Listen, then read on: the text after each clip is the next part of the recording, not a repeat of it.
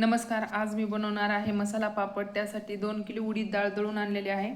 रामबंधू मसाला घेतलेला आहे. 2 पुड्या आहेत. दोन्ही पण पुड्या टाकायच्या आहेत कारण 2 किलो उडीद डाळ आहे. मसाला टाकून घेतलेला आहे. पूर्ण मिक्स करून घ्यायचा आहे.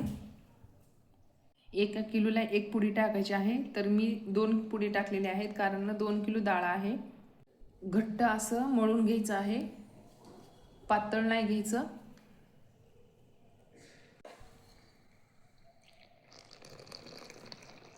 घट्ट झालेलं आहे चांगलं.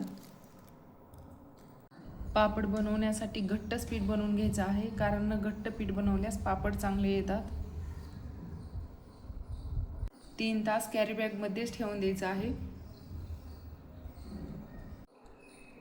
3 तास झालेले आहेत. पूर्ण मऊ झालेले आहे. आता पांटा वरवंट्यावर ठेचून घ्यायचं आहे. पूर्ण ठेचून घेतलेलं आहे. पूर्ण ठेचून घेतले पाटावर वरवंट्यावर. मऊ झालेले. आता लाट्या बनवून घ्यायच्या अशा.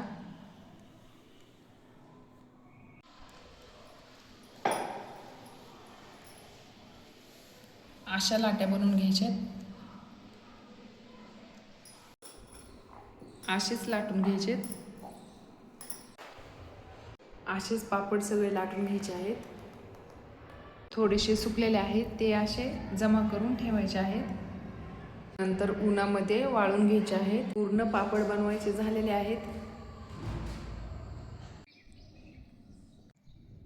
दुसऱ्या दिवशी सकाळी ऊन असताना त्या उन्हामध्येच वाळून द्यायचे आहेत. जास्त उन्हामध्ये वाळून द्यायचे नाहीत.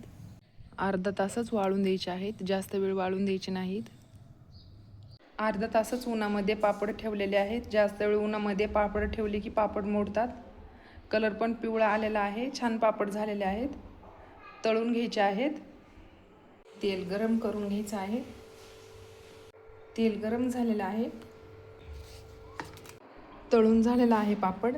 पहा किती मसाला पापड फुललेला आहे आणि कलर पण छान आलेला आहे.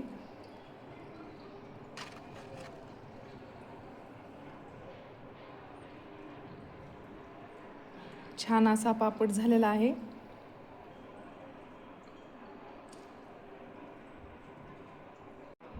जिभीवर ठेवल्यानंतर विरघळणारा असा हा पापड झालेला आहे.